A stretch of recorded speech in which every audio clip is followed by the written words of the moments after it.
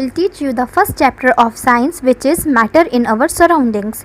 सबसे पहले आप अपने इंडेक्स के जो पेज होता है उसमें मार्क कर लें कि जो चैप्टर 1 है वो आपका केमिस्ट्री का है, ब्रैकेट में लिख लें ये केमिस्ट्री। उसके बाद हम इस चैप्टर को पढ़ना स्टार्ट करेंगे और मैं इसको आपको लाइन टू लाइन पढ़ाऊँगी बिकॉज़ जो 9th क्लास में NCERT से ही क्वेश्चंस पुट अप होते हैं और बीच में से पूछे जाते हैं क्वेश्चंस, तो ये बेटर रहेगा कि हम नोट से ज़्यादा बुक से पढ़ें जिससे हमें अच्छे से चैप्टर समझ में आए और हम सारे आंसर्स के जवाब अच्छे से दे सकें। सबसे पहले मैं आपको बता दूं कि जो मैंने इस चैप्टर के नोट्स अपने डिस्क्रिप्शन बॉक्स में दे रखे हैं, आप PDF वहां से डाउनलोड कर लें। बहुत अच्छे और इजी नोट्स हैं, आपको अच्छे से समझ में आ जाएंगे, तो आप वहां से डाउनलोड कर लें। तो हम अपना चैप्टर स्टार्ट करते हैं। फर्स्ट ऑफ ऑल हम अपने इस चैप्टर का जो नाम है इसका मतलब समझते हैं, मैटर इन आवर सराउंडिंग। तो इसका क्या मतलब हुआ, इसमें हम पढ़ने वाले हैं मैटर होता क्या है, इसकी क्लासिफिकेशंस कितने हैं और ये बनता किस चीज़ से है मैटर। तो इस चैप्टर का मतलब क्या हुआ कि हमारा आसपास का मैटर। तो सबसे पहले हम इसका फर्स्ट पैराग्राफ पढ़ना स्टार्ट करते हैं। So this is the first page of the chapter.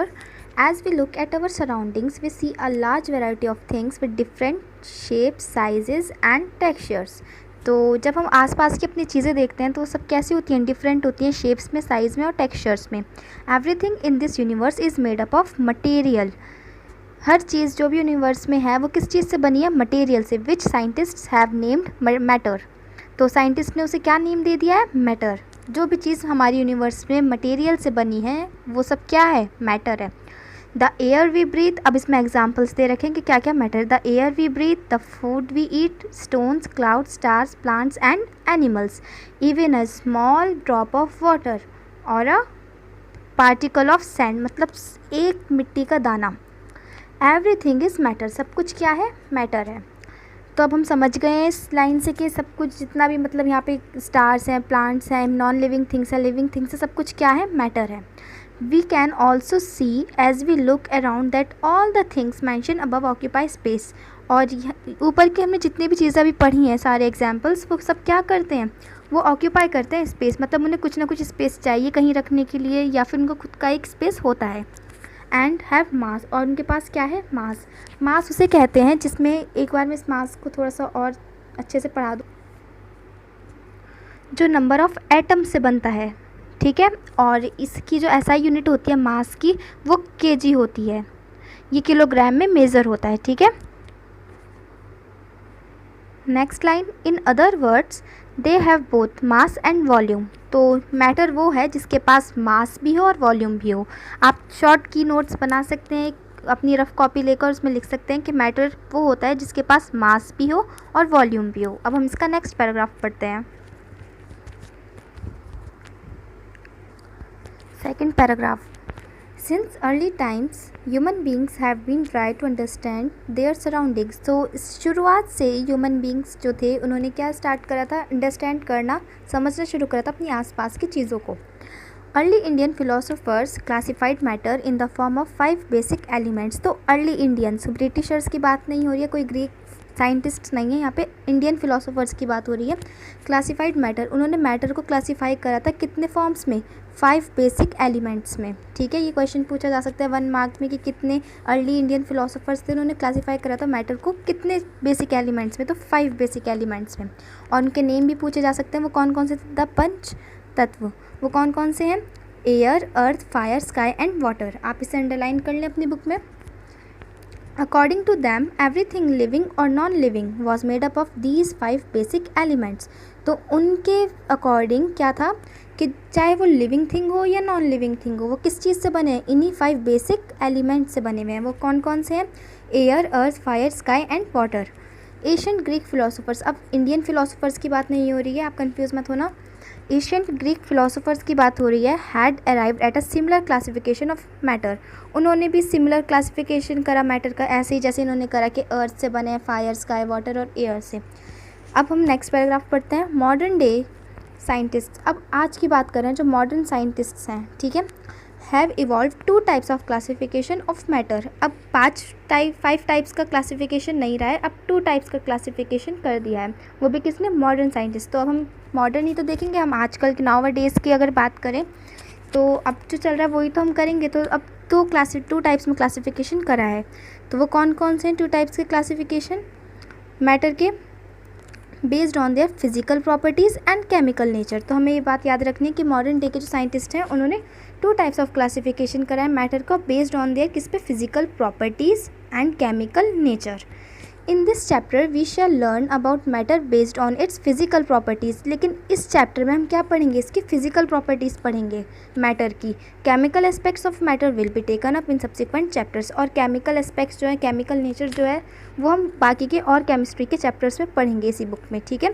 तो इसमें हम ज़्यादा क्या पढ़ने वाले हैं? Physical properties. पैराग्राफ 1 पढ़ते हैं इसका। 1.1 फिजिकल नेचर ऑफ मैटर। इसमें क्या है? सबसे पहले हम ये लाइन याद, matter is made up of particles. हमें ये याद रखनी है बात। अब कैसे बनता है? अब हम इसके लिए एक एक्सपेरिमेंट परफॉर्म करेंगे, ठीक है। मैं इसमें पूरा लिखा हुआ है, मैं आपको ऐसे ही बता। For a long time two schools of thought prevailed regarding the nature of matter. बहुत पहले की बात है, दो स्कूल में मतलब ना उन्होंने अपने दो स्कूल्स ने अपने पॉइंट ऑफ व्यू रखे थे अलग अलग नेचर ऑफ मैटर को लेके कि मैटर किस चीज़ से बनता है।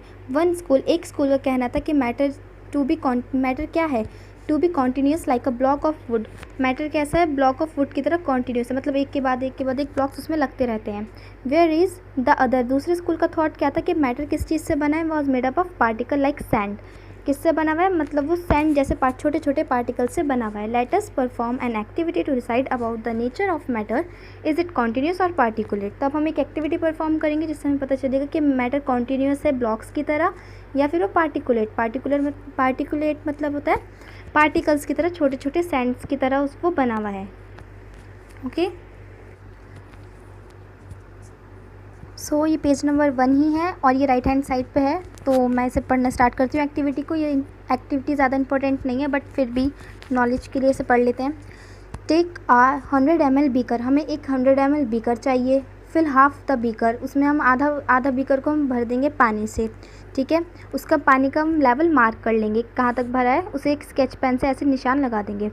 Dissolve some salt sugar with the help of a glass rod. अब हमसे उसमें हम घोलेंगे क्या चीज़? या तो सॉल्ट या शुगर। इस जो एक्सपेरिमेंट है इसमें उन्होंने सॉल्ट यूज़ करा है, तो इसमें हम सॉल्ट यूज़ करेंगे with the help of glass rod. और उन्होंने डिसॉल्व करा है किससे? Glass rod. एक स्पून लाइक स्ट्रक्चर ही होता है वो भी। Observe any change in the water level. क्या कोई ऑब्जर्व, और उसका हमें चेंज कर मतलब उसमें हमें ऑब्जर्व करना है कि वाटर लेवल में कोई चेंज आया चम्मच मतलब सॉल्ट डालने के बाद। What do you think has happen to the salt? और आपको क्या लगता है सॉल्ट क्या घुल गया होगा या फिर वो ऐसे कैसे ही रहा होगा? Where does it disappear? क्या वो गायब हो जाता है कहीं? Does the level of water change? और लेवल ऑफ वाटर चेंज होता है या नहीं? तो in order to answer these questions we need to use the idea that matter is made up of particles. तो सबसे पहले जब हम ये वाली क्वेश्चंस को आंसर करने वाले हैं उससे पहले हमें एक बात याद रखनी है कि matter is made up of particles. मतलब जो सेकंड वाले स्कूल का पॉइंट ऑफ व्यू था वो सही था कि जो मैटर होता है वो पार्टिकुलेट होता है। What were there in the spoon? और स्पून में क्या था? सॉल्ट और शुगर। हमें ये भी बात याद रखनी कि सॉल्ट था या शुगर था। Has not spread through out water. और क्या वो पूरे पानी में फैल गया था, जो भी था वो चीनी हो या नमक हो। और अब हम इसकी फिगर देखते हैं, उससे हमें पता चलेगा कि वो कैसे एक्टिविटी उन्होंने परफॉर्म करी। तो ये है फिगर 1.1। इसमें क्या करता है, एक बीकर लिया है, 100 ml इसमें पानी भरा है, उसके बाद पानी है इसमें, नेक्स्ट उसमें उसने क्या ऐड करा है? सॉल्ट को उसने फिर स्टर करा है ग्लास रोड की हेल्प से। ये ग्लास रोड है, आप देख सकते हैं, और उसके अंदर से स्टर करा है। तो particles of water magnified millions of times. तो इसमें जो पार्टिकल्स है वाटर के वो साफ साफ दिख रहे हैं हमें, ठीक है। अब तो इसमें क्या कॉन्क्लूजन है? कॉन्क्लूजन दे रखा है इसका। When we dissolve salt in water, जब हम उसे डिज़ोल्व करने की मतलब उसे घोलने की कोशिश कर रहे हैं नमक को पानी में, the particles of salt get into the spaces between the particle of water. तो इसमें क्या होता है कि जो पार्टिकल्स हैं नमक के छोटे छोटे टुकड़े जो होते हैं वो स्पेस मतलब जगह अलग अलग जगह पे आप देख सकते हैं। ऑरेंज डॉट आपको दिख रही होंगी यहाँ पर। ये क्या है? ये नमक है। ये अलग अलग हुए जा रहे हैं, पानी में फैले जा रहे हैं, स्प्रेड आउट हो रहे हैं बिटवीन पार्टिकल्स ऑफ वाटर। पानी के पार्टिकल्स के साथ वो क्या हो रहे हैं? स्पेस बिटवीन क्रिएट कर रहे हैं, स्पेस। ओके, तो इससे हमें क्या पता चलता है कि matter is made up of particles. Particle से ही मैटर बनता है। ओके,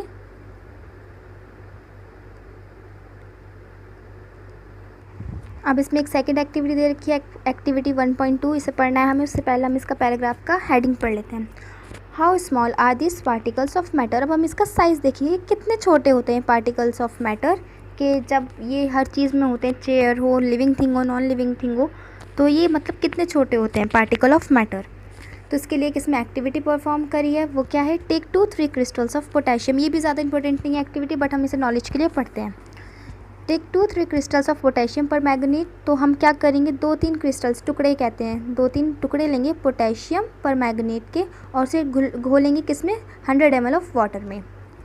नेक्स्ट पॉइंट क्या है, take out approximately 10 ml of this solution. अब हमने जो इसे पोटेशियम पर मैग्नेट को पानी में घोला है, उसका हमें 10 ml सॉल्यूशन चाहिए, मतलब ये लेंगे हम और उसे क्या करेंगे, उसे 90 ml साफ़ पानी में डालेंगे, क्लियर वाटर में।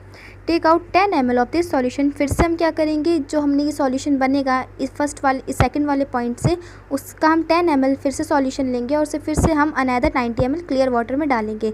इस डिल्यूटिंग को हम कितनी बार सॉल्यूशन इस वाली एक्टिविटी को परफॉर्म करेंगे, 5 to 8 टाइम्स हम ऐसे ही करते रहेंगे कि 10 ml हम इस सॉलिड पोटेशियम पर मैग्नेट और क्लियर वाटर का लेते रहेंगे और बार बार उसे क्लियर वाटर में डालते रहेंगे।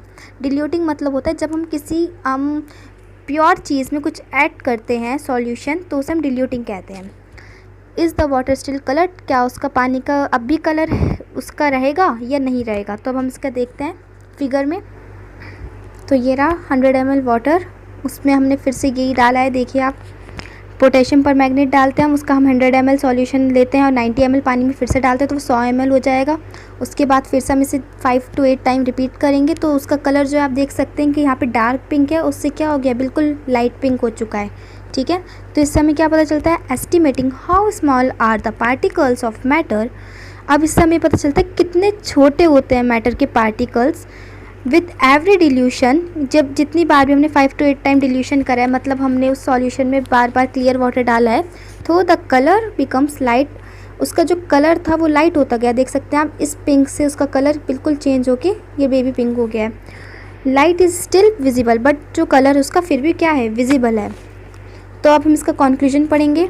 This experiment shows that just a few crystal of potassium permanganate can colour a large volume of water. तो हमें क्या पता चला कि थोड़े से ही, हमने 3-4 तो टुकड़े लिए थे क्रिस्टल ऑफ पोटेशियम पर मैग्नेट के, तो उससे क्या हुआ, कलर उसने क्या कर दिया, चेंज कर दिया है कलर किसका, पानी का। जबकि कितना ज़्यादा, हमने 100 ml पानी लिया था और इसमें हमने 3-4 टुकड़े डालते पोटेशियम पर मैग्नेट के, तो इसमें कितना हमने पानी यूज़ करा है, 1000 लीटर पानी यूज़ करा है। बार बार उसे 5 to 8 टाइम हमने रिपीट करा है ना एक्सपेरिमेंट को।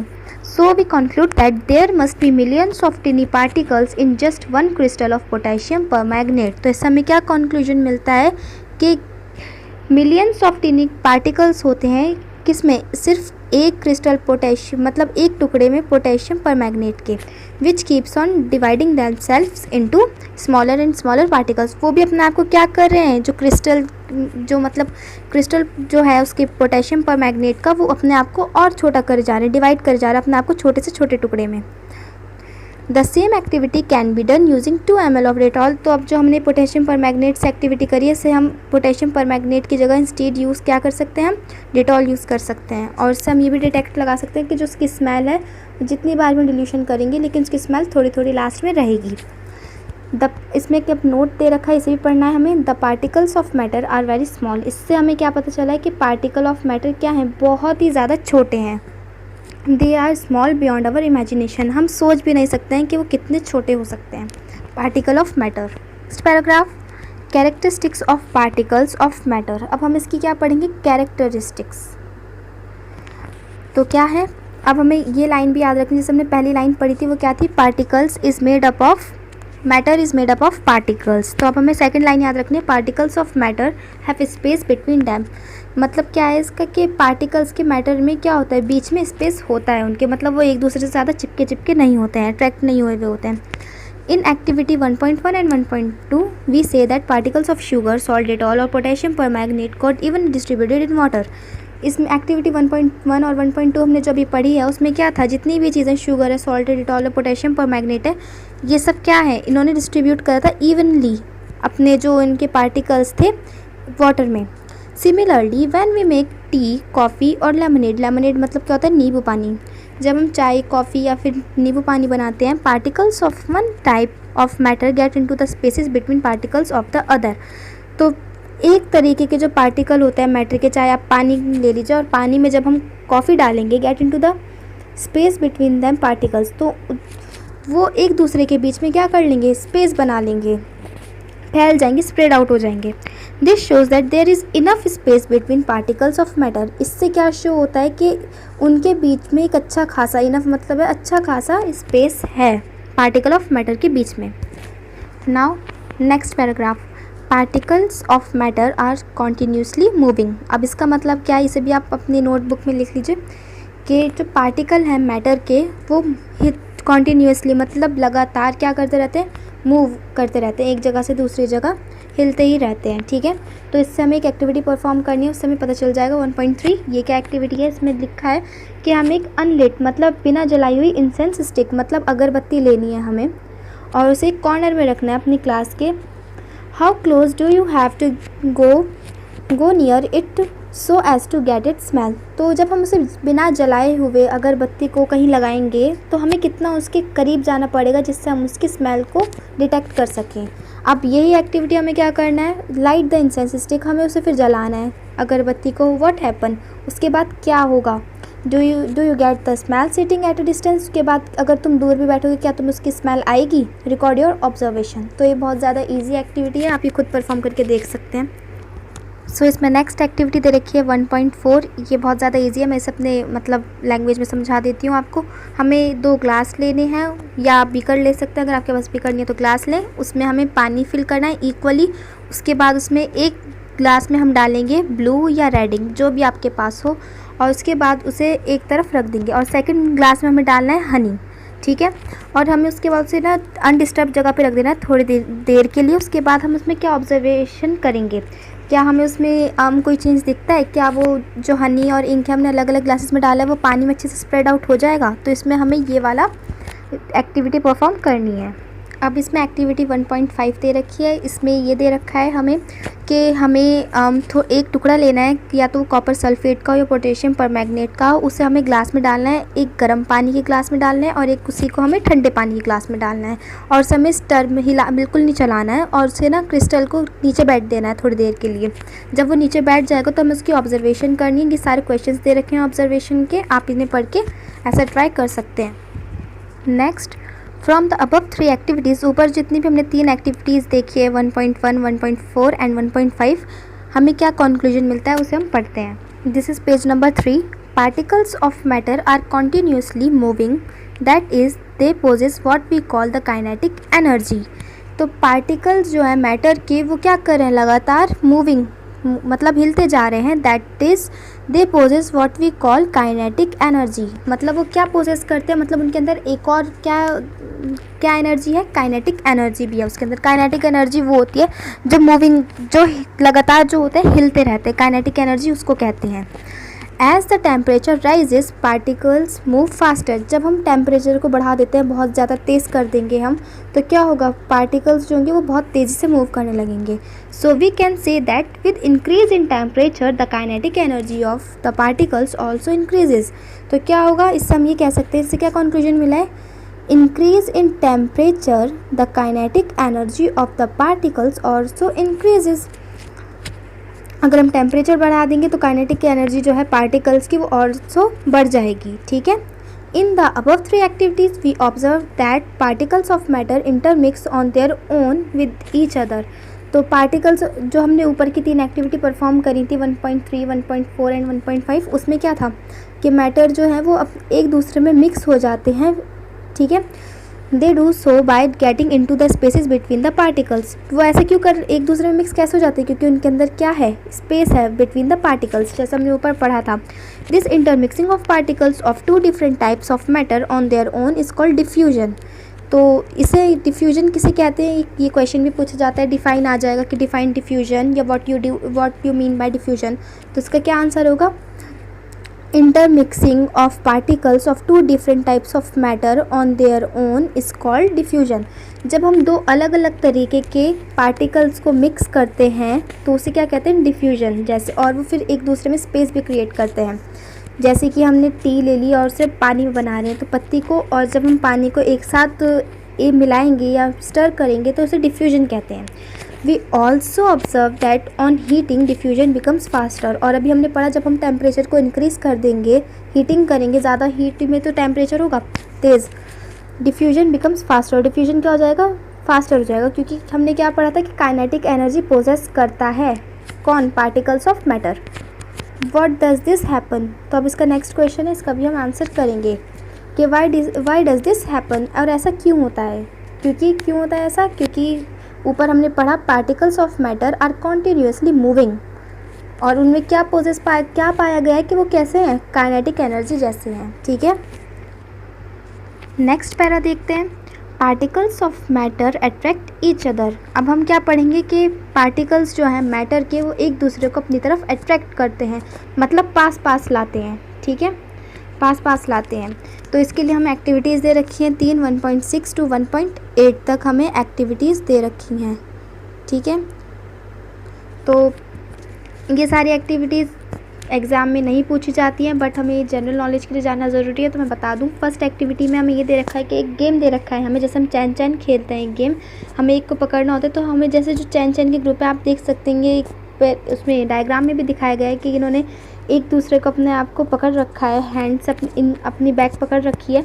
तो ऐसे ये गेम खेला जाता है। तो ऐसे ही जो पार्टिकल्स होते हैं मैटर के, वो भी एक दूसरे को पकड़ के रखते हैं, अट्रैक्ट करे रखते हैं।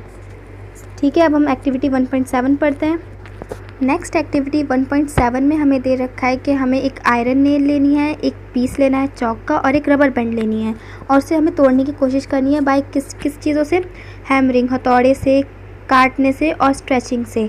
ठीक है, तो हमें इनमें से बताना है कि जो ऊपर 3 सब्सटेंसेस दे रखे हैं उनमें से कौन सा ऐसा है कि जिसके जो पार्टिकल्स हैं वो एक साथ आएंगे ग्रेटर फोर्स के साथ, मतलब वो टूटेंगे नहीं।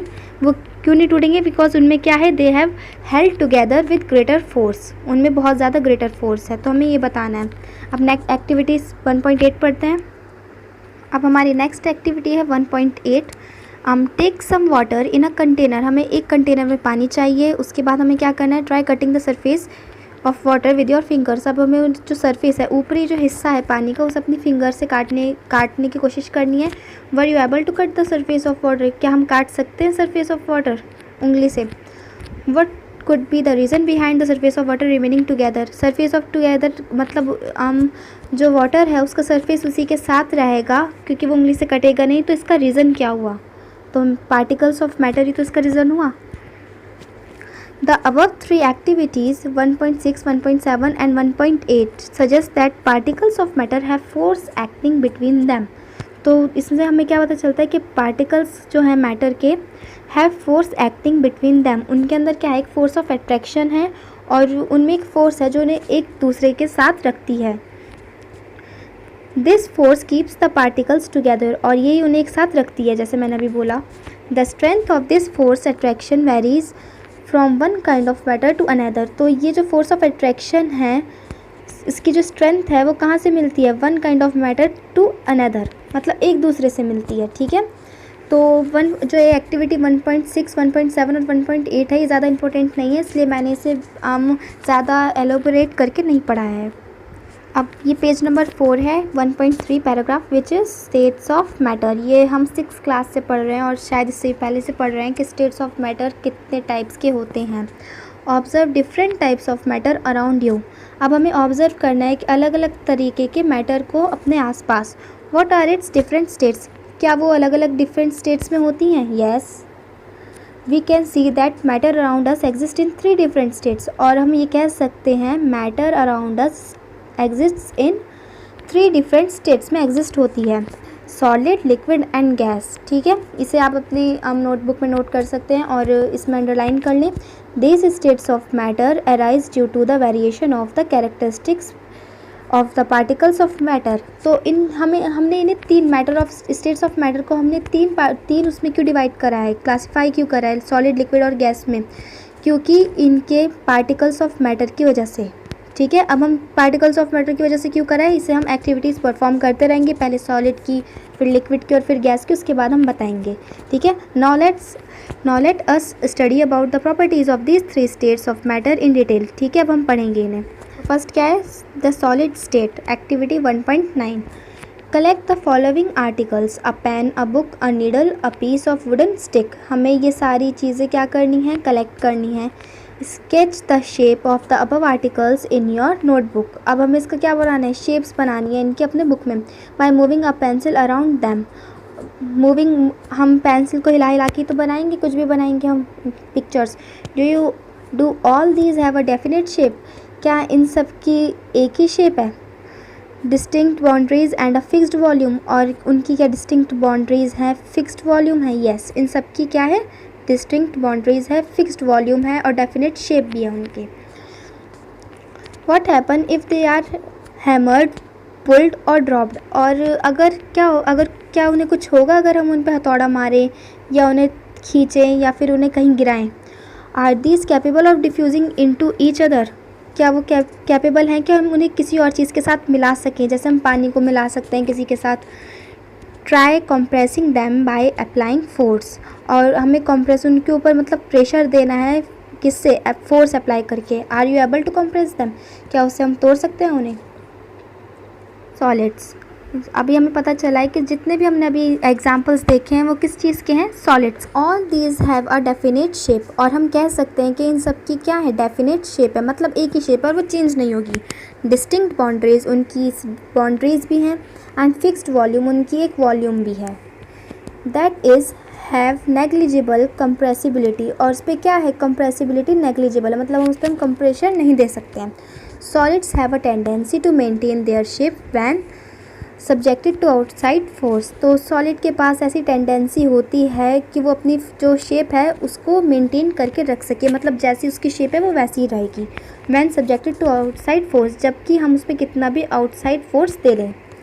सॉलिड्स में break under force but it is difficult to change their shape, solid क्या हो सकता है, टूट सकता है, पर ये डिफ़िकल्ट होगा कि हम उसकी शेप चेंज करें।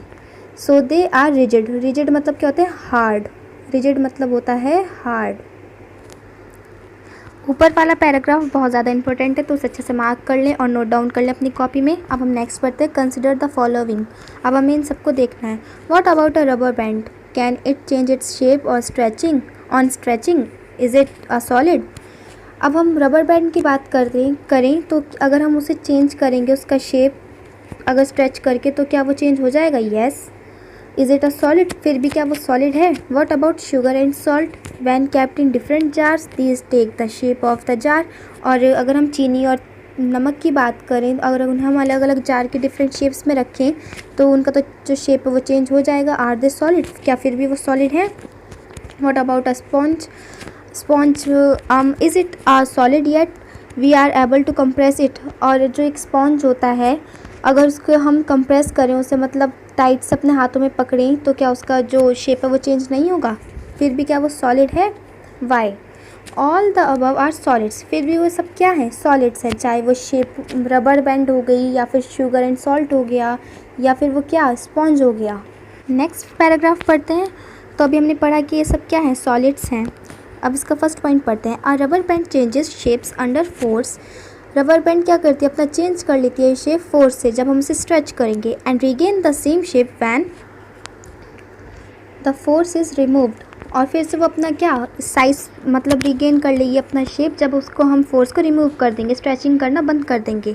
If excessive force is applied it breaks, और अगर हम ज़्यादा उसमें फोर्स लगाएंगे तो वो क्या हो जाएगी, टूट जाएगी rubber band. The shape of each individual sugar और सॉल्ट क्रिस्टल रिमेन फिक्स्ड, जो शेप है ईच इंडिविजुअल मतलब एक चीनी का दाना या फिर एक नमक का दाना, उसका फिक्स्ड है जो शेप है।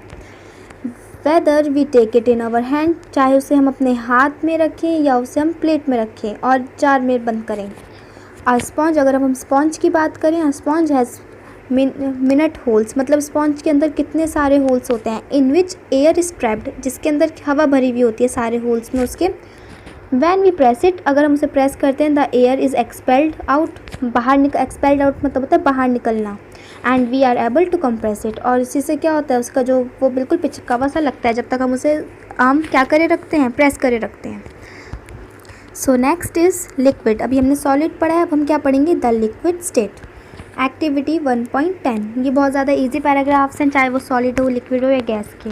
तो क्या इसमें दे रखा है एक्टिविटी में, collect the following, water, cooking oil, milk, juice, cold drink. इन सबको हम कलेक्ट करेंगे क्योंकि लिक्विड का है तो हम सारी लिक्विड चीज़ें ही लेंगे। Containers of different shapes, put a 50 ml mark on this containers using a measuring cylinder from the laboratory. अब हमें क्या करना है, डिफरेंट शेप्स के कंटेनर्स लेने हैं और 50 ml मार्क करना है उसमें कंटेनर में, और सारे में एक जैसा हमें भर देना है, ठीक है। और जो हम मेजरिंग करेंगे तो वो किससे करेंगे, लेबोरेटरी में जो सिलेंडर होता है उससे मेज़र करेंगे। What will happen if these liquids are spilled on the floor, क्या होगा अगर हम ये सारा जो लिक्विड है उसे हम फ्लोर पे गिरा दें। Measure 50 ml of any one liquid and transfer it into different containers one by one. अब हमें क्या करना है, 50 ml लिक्विड लेना है और इसे डिफरेंट कंटेनर्स में हमें ट्रांसफ़र कर देना है एक के बाद एक करके।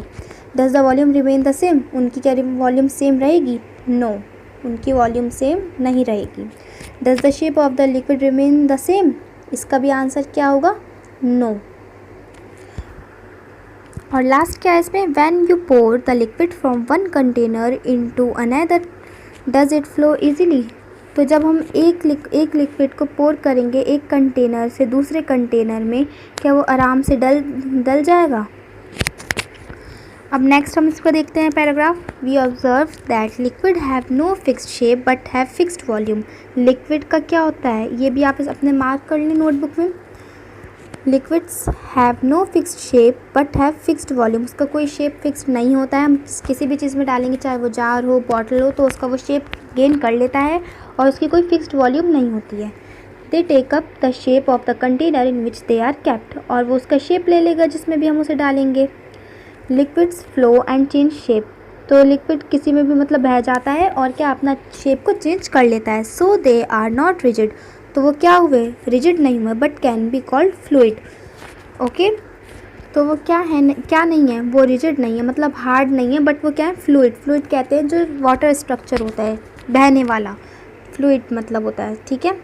तो हमें अभी क्या पढ़ा था, सॉलिड है वो रिजिड है, बट जो लिक्विड है वो रिजिड नहीं है। Refer to activities 1.4 and 1.5 where we saw that solids and liquids can diffuse into liquids। लेकिन अभी हमने एक्टिविटी 1.4 और 1.5 में क्या पढ़ा था कि जो सॉलिड है वो डिफ्यूज़ हो जाता है, मतलब घुल जाता है किसके साथ, लिक्विड के साथ, और क्या बन जाता है, लिक्विड। जैसे हमने देखा था कि हमने पानी में पोटेशियम परमैंगनेट मिलाया था तो वो उसमें डिसॉल्व हो गया था और सॉल्यूशन बन गया था।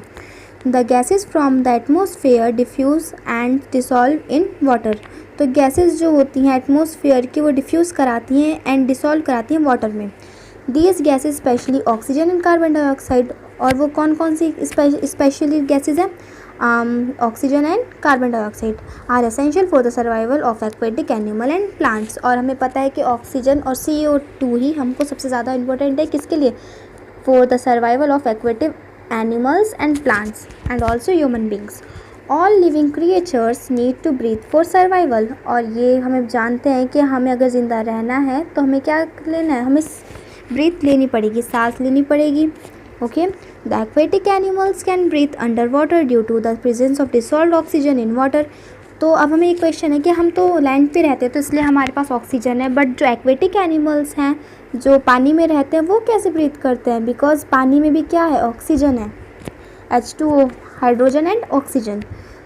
Thus, we may conclude that solids, liquids and gases can diffuse into liquids।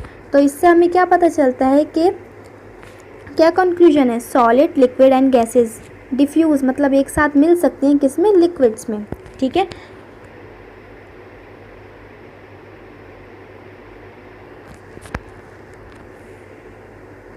The rate of diffusion of liquid, the rate of diffusion क्या है, हायर है देन सॉलिड। लिक्विड का डिफ्यूजन रेट हायर है किससे, solid से। This is due to the fact that in the liquid state Particles move freely and have greater space between each other as compared to particles of solid state. Because क्या होता है, अगर हम solid की बात करें तो उसके जो पार्टिकल्स हैं सॉलिड के वो ऐसे होते हैं, बिल्कुल एक दूसरे से चिपके चिपके। और वहीं हम बात करें लिक्विड की तो उसके पार्टिकल्स कैसे होते हैं, थोड़े थोड़े अलग अलग को होते हैं। और वहीं अगर हम बात करें गैस की तो उसके पार्टिकल्स तो बहुत ही ज़्यादा एक दूसरे से दूर होते हैं। तो इसलिए इसमें दे रखा है this is due to that fact that in the liquid state particles move freely move करते हैं, मतलब इधर उधर देख सकते हैं यहाँ पे कितना ज़्यादा स्पेस है। Particles move freely and have greater space, और स्पेस देखिए कितना ज़्यादा है यहाँ पर, ठीक है, between each other as compare to particles in the solid. और सॉलिड में देखिए बिल्कुल स्पेस नहीं होता है, एक दूसरे से बहुत ज़्यादा चिपके हुए होता है और बहुत ज़्यादा इनमें अट्रैक्शन होती है, force of attraction. This is the page number 5। अब इसका हम ये वाला पैराग्राफ पढ़ते हैं। Third paragraph, the gaseous state. Have you ever observed a balloon seller filling a large number of balloons from a single cylinder of gas. हमने कितनी बार देखा जब हम गैस के बैलून लेते हैं तो वो एक ही सिलेंडर से बहुत सारे बैलून्स भरता है। Enquire from him how many balloons is he able to fill from one cylinder. कभी आपने उससे पूछने की कोशिश करी है कि वो एक सिलेंडर से कितने बैलून फिल कर सकता है। Ask him which gas does he have in the cylinder. और उससे कभी पूछा है कि कौन सी गैस के वो बैलून भरता है। अब हम इसमें एक्टिविटी देखेंगे अपनी। Activity 1.11, take 300 ml syringes and close their nozzles by rubber cork as shown in figure 1.4। तो हमें क्या करना है, 3 सिरिंज लेनी है, कितने ml की, 100 ml की, एंड क्लोज उनके नोजल्स को क्लोज कर देना है रबर कॉर्क से। कॉर्क उसे कहते हैं जो ऊपर हमें कैप सा लगाते हैं। As shown in figure 1.4, remove the pistons from all the syringes. हमें उसकी पिस्टन्स निकाल देनी है सारी सिरिंजेस की, जो इंजेक्शन के सिरिंज होते हैं। leaving one syringe untouched, fill water in the second and piece of chalk in the third। पहले को हम ऐसे ही रहने देंगे, कुछ नहीं इसमें फिल करेंगे, सेकंड वाले में पानी करेंगे फिल, और थर्ड वाले में चॉक करेंगे। Insert the pistons back in their syringes. उसके बाद हम फिर से जो हमने पिस्टन्स निकाले हैं वो हम लगा देंगे उन तीनों में। You may apply some vaseline on the pistons before inserting them in the syringes for their smooth movement. अगर उसकी आप स्मूथ मूवमेंट चाहते हैं थोड़ा सा आप इसमें वैसलीन अप्लाई कर दें। Now try to compress the content by pushing the piston in each syringe. उसके बाद हमें क्या करना है, कंप्रेस मतलब उसमें प्रेशर लगाना है जिससे जो उसके अंदर सिरिंज के अंदर जो हमने भरा है वो बाहर आ सके। Okay, so you can see in this figure 1.4 के पिस्टन हमने फिर से लगा दी इसमें। उसके बाद यहाँ पे क्या है, ये गैस है इतनी सारी और ये रबर कॉर्क लगा हुआ है। ओके, अब फिर से इसने क्वेश्चंस पुट अप करें। क्या, व्हाट डू यू ऑब्जर्व, हमने क्या ऑब्जर्व करा इससे। In which case was the piston easily pushed, और किस केस में, चौक के या खाली में या फिर जिसमें हमने पानी भरा है, किस में पिस्टन इजीली पुश हुई है। What do you infer from your observation, क्या हमें पता चला अपने ऑब्जर्वेशन से। We have observe that gases are highly compressible as compare to solids and liquid. तो हमें ये बात याद रखनी है कि गैसेज आर हाईली कंप्रेसिबल, बहुत ज़्यादा कंप्रेसिबल होती है, किसके कंपेयर में, सॉलिड के और लिक्विड के। The liquefied petroleum gas LPG, full form भी हमें पता चल गई और पूछी भी जा सकती है एग्जाम में। LPG, what is the full form of LPG, तो क्या है, liquefied petroleum gas. Cylinder that we get in our home for cooking और for the oxygen supply to hospital in cylinders is compressible gas. वो सब क्या होती है, जो हमारे घर में गैस लगता है, खाने जो जिस पे खाना पकता है वो वाली गैस, और जो गैस ऑक्सीजन के लिए हॉस्पिटल्स में यूज़ होती है वो सब क्या होती है, कंप्रेस्ड गैस होती हैं। कंप्रेस्ड नेचुरल गैस CNG जो अब कार्स में भी डलती हैं, is used as fuel these days. और आजकल वो कैसे यूज़ हो रही है, फ्यूल व्हीकल्स में फ्यूल की तरह। Due to its high compressibility, क्या है उसकी, हाई कंप्रेसिबिलिटी है। Large volume of a gas can be compressed into a smaller cylinder, और एक छोटे से सिलेंडर में बहुत ज़्यादा गैस हम भर सकते हैं क्योंकि उसकी लार्ज वॉल्यूम है। एंड ट्रांसपोर्टेड ईजिली, और ये ईजिली ट्रांसपोर्ट भी हो सकती है।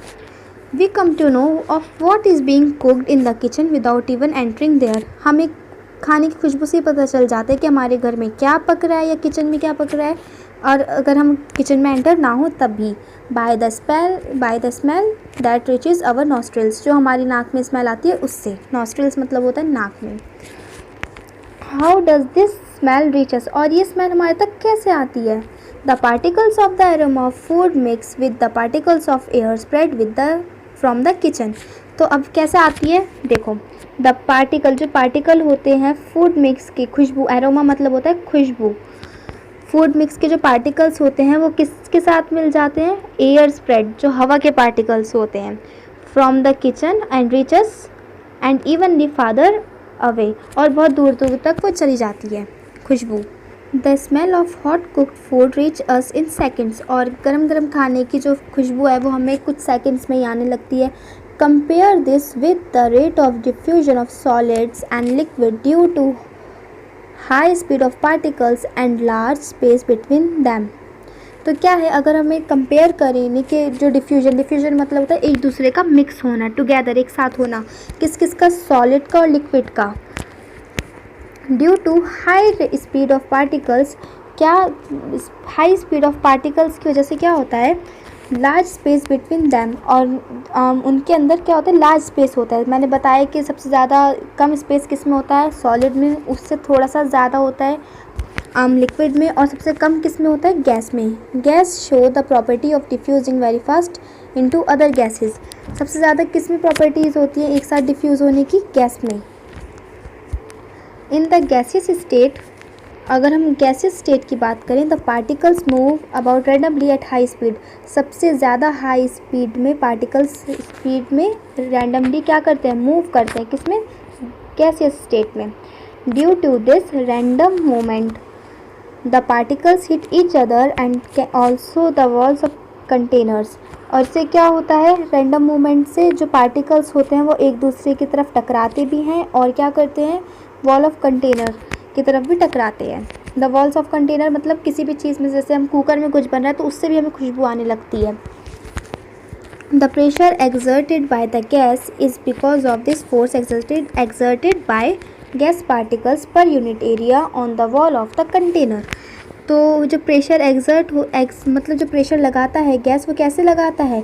फोर्स की वजह से, क्योंकि फोर्स कैसे होती है? पार्टिकल्स में, मैटर के पार्टिकल्स में भी फोर्स पाई गई है, तो उससे क्या होता है? Per unit area on the wall of container पे वो फोर्स लगाता है। तो हमें याद रखना है per unit area. Walls of containers पे फोर्स रखता है किस पे? Per unit area. So you can see the figure 1.5। इसमें क्या है? हमें सॉलिड का दे रखा है, एक सॉलिड में हमें प्लेट दिखा रखी है, लिक्विड हमें एक बीकर दिखा रखा है जिसमें वाटर फिल हुआ हुआ है, और एक हमें बैलून की फ़ोटो दे रखी है जिसमें वो गैस का वो हमें एग्जाम्पल दे रहा है। ओके, सो इसमें देखिए सॉलिड में सबसे पहले हम पढ़ लेते हैं फिगर 1.5 के नीचे क्या लिखा है। A, B and C show the magnified schematic pictures of 3 states of matter. ठीक है, तो इसमें हमें 3 स्टेट्स ऑफ मैटर बताए गए हैं, solid, liquid and gas. Okay, the motion of the particles can be seen and compare in the 3 states of matter, और इसका मोशन हमें पता चल रहा है कि पार्टिकल्स का अलग अलग है, कि इसमें आप देख सकते हैं बिल्कुल कितनी ज़्यादा फोर्स ऑफ अट्रैक्शन है, इसमें थोड़ी कम है, इसमें स्पेसेस भी हैं, एंड इसमें बहुत ही ज़्यादा कम है। तो हम अगर बात करें सॉलिड की, तो सॉलिड में सबसे ज़्यादा क्या होता है? सबसे पहले अगर हम कंपेयर करें इसे, सबसे ज़्यादा फोर्स ऑफ अट्रैक्शन सॉलिड में होती है, और ये क्या होता है? रिजिड, हार्ड होता है। सेकंड हम बात करें लिक्विड की, तो ये रिजिड नहीं होता है, ये फ्लूइड होता है, और इसमें स्पेस भी होता है, और इसमें फोर्स ऑफ अट्रैक्शन थोड़ी कम होती है as compare to solid. Gas की बात करें तो गैस में बिल्कुल भी रिजिडिटी नहीं होती है, और बहुत ज़्यादा इसमें स्पेस होता है, और ये क्या होता है? कंप्रेसिबल होता है गैस हमारा। Okay, so this is the part 1 of this chapter. The part 2 will become in the next day of this video, so please be updated and revise this chapter overthrow, and please check my description box. I will give you the PDF note there. Okay, and if you like this video, please subscribe my channel. See you in next video.